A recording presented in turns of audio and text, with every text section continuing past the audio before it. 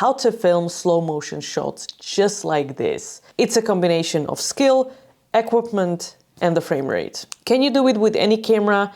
Technically, kind of. You can also do it with your phone. It's never gonna look as great as with the camera because of something called bit rate, which is the quality per second. If you go on your phone and you go into the slow motion mode, you can even go to 240 frames per second. The shots that you see now are 100 frames per second. So you're gonna see, oh my God, my expensive camera cannot do what the phone can do, 240 frames per second. Well, it's true, but the bitrate, aka quality, per second is so low. That's why when you watch it, and especially inside, because if you don't have enough light for slow motion, forget it. So if you film something in slow motion, super slow motion, you watch it back on your phone, you're like, yeah, I mean, it looks cool, but it doesn't look like from the camera, you know? So that's why you spend so much money on the equipment like I have, the actual camera. In my case, it's Sony Alpha 7S III, which is incredible camera. Oh my God. One of the unique selling points was actually slow motion at 280 megabits per second. Oh my God.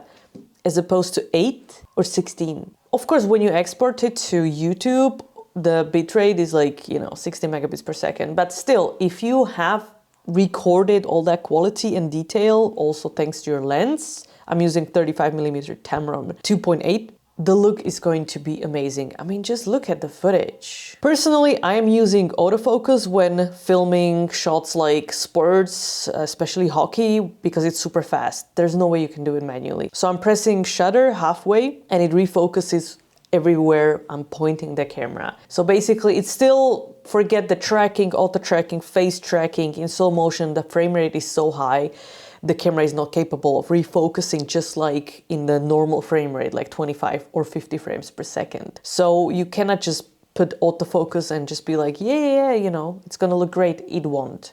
Using manual focus in hockey, it's ridiculous. Even for a pro like me. So for this footage, I'm using 100 frames per second. That's the biggest my camera can do, but this is such a high bit rate that the quality is really amazing.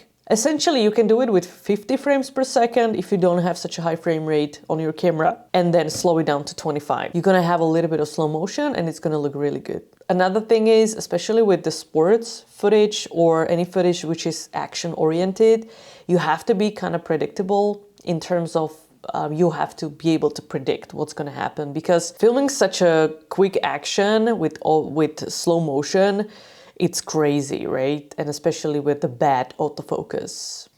Don't forget that slow motion, and the higher the frame rate, the more light you need. So if you're trying to do that in the room which has limited lighting, forget it. It's going to look horrible. Either do that outside when there's plenty of light, natural light especially, or somewhere like, for example, hockey game has plenty of light. I could actually see that even for my lens 2.8, it was much better when I put the higher frame rate because the ice was not so overexposed. It's going to be easier for you if you film slow motion a little bit further away, because if you're way too close and the players are going to come so close to you, your camera is going to get so confused, it will not be able to refocus, even if you press shutter halfway for the autofocus to initiate. Because if you're standing so close to the glass at the hockey game, it's not going to be able to recognize if you want to focus on the glass or focus on the player. And then you start focusing manually, right? But the action is already gone. So if you're further away or the play is somewhere, a couple of meters away from you, then you can actually catch that better. Or if you just take a seat a little bit higher in the stands. I know you want to be, as close as possible, but the glass, especially if it's dirty, it's very difficult to kind of tell the camera what to focus on. Or you can do it, you put the manual focus, and then when you press shutters halfway, it's going to initiate autofocus, but just for that one shot. So of course, if you go higher on the stands and then you film the action, the slow motion is so much better. But make sure it's not too shaky because it's gonna show. So after you film it and you import it to Premiere Pro, make sure you interpret the footage. So it's 100 frames per second naturally, so you have to interpret it to 25, and then you're gonna have like super slow motion. If you want to speed up your workflow in Premiere Pro, I've put together the simplest, easiest to follow Premiere Pro guide. You can find it in the description of this video. I would say this is like 100% must.